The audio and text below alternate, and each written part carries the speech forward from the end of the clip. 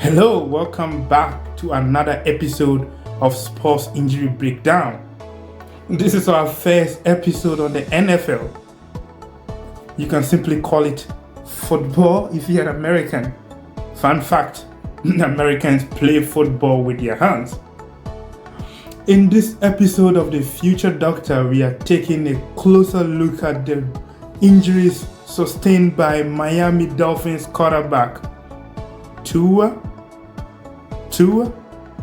Let me look at the script. Tua Tagovailoa. This is his name. Oh my goodness. I cannot pronounce this name. Even the NFL commentators find it difficult to call his name. You can simply call him Tua. For the sake of this video, I'm going to call him Tua. We are particularly focusing on his serious head injury in the 2022 NFL season, which sparked intense debate around player safety and concussion protocol in football. I mean NFL. Whatever you want, you can call it football, you can call it NFL, depending on where you are watching from. Yeah, let's continue. Tua suffered a severe head injury during a game against the Cincinnati Bengals in week 4 of the 2022 season. Cincinnati Bengals. Watch them. After being sacked, Tua hit the back of his head on the ground, causing an immediate and frightening reaction known as fencing response. I'm a neurologist, so definitely. I'm a future neurologist. I'm not a neurologist. This neurological sign where players' arms shoot up awkwardly after head trauma often indicate a concussion or more serious brain injury.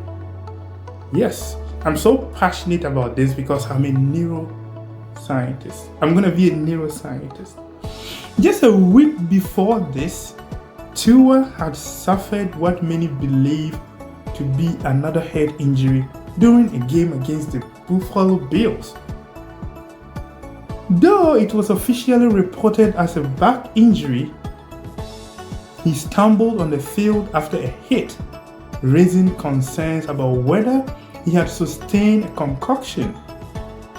The quick return to play the following week heightened the scrutiny of his injury against the Bengals, as many questioned whether proper precautions had been taken. Let's see. So, I like talking about the brain, so this is my favorite episode, and I like it. Tua injury was a textbook case of a concussion, which occurs when a blow to the head causes the brain to rapidly shift inside the skull. So intense. So intense. Oh my goodness. Concussion. Sports is dangerous. It's very lucrative as well.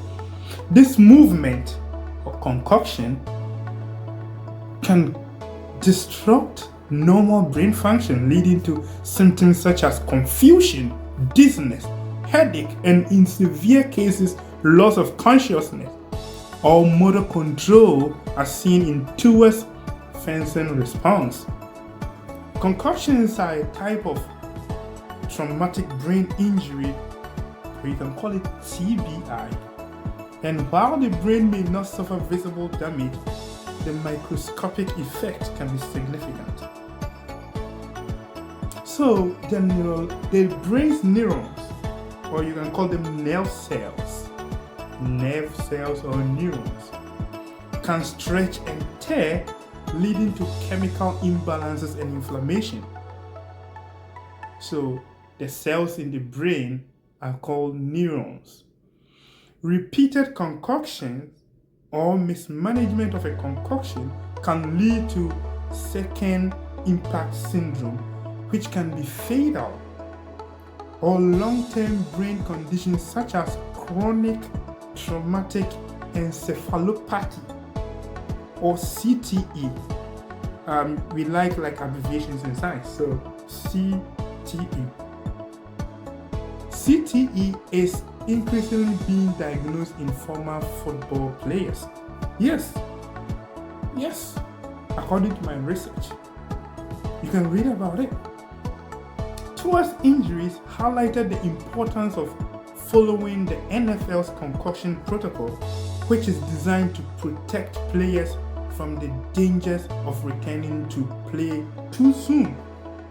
Concussions require immediate removal from the game and a thorough neurological evaluation with a stepwise return to play process. Footballers want to make money, so they always want to come back and play as soon as possible. But remember, footballers, your health matters. Your health matters. After you retire, you need to enjoy your money.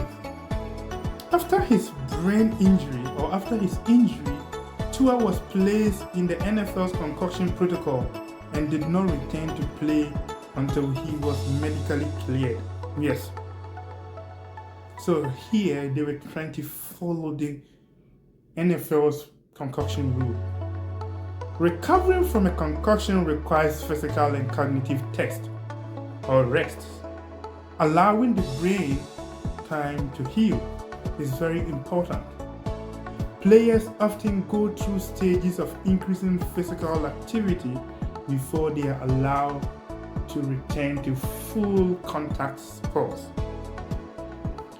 The science behind concussion recovery focuses on reducing any further strain on the brain while it heals. It is very, very, very serious.